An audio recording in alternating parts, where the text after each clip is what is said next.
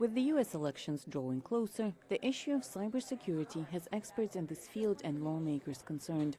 Speaking at a recent event at the Center for Strategic and International Studies in Washington, Senator Chris Van Hollen noted all 50 states felt the consequences of Russian meddling in the 2016 electoral process. So how does Russia benefit now from interfering, or any country that interferes? Well, it creates division within the country. Obviously, if they interfere on behalf of a particular candidate, that can impact the outcome of an election. Van Hollen and experts on the panel pointed out that countries best known for cyber attacks, among them Russia, keep perfecting their techniques.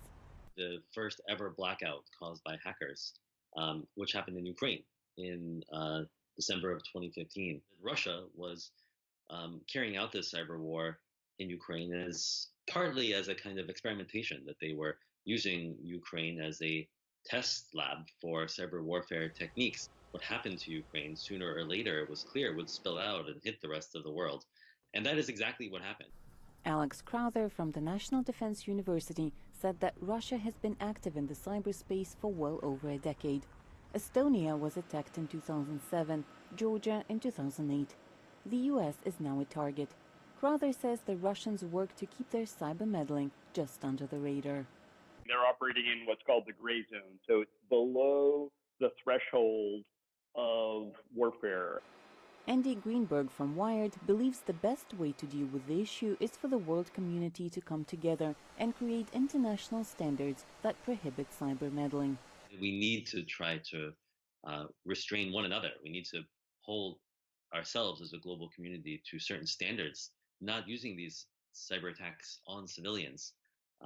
And that eventually we need to work towards something like a kind of Geneva Convention for cyber war, what Josh Corman at the Atlantic Council has called no-fly zones for cyber war, where sure, you can maybe you can attack military targets, but if you do a cyber attack against a hospital, then that's a war crime and you're sent to The Hague.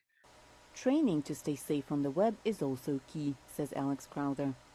90% of successful cyber attacks start with a phishing attack. Imagine a country where people saw fake news that, oh, look, that's fake news. Finland has achieved that.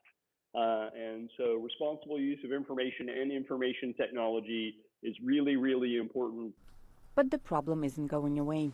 Private and public sector spending on cybersecurity has risen over 3,500% over the past 15 years and is expected to continue to rise. For Oleksandr Yanevskyy in Washington, NRI's VOA News.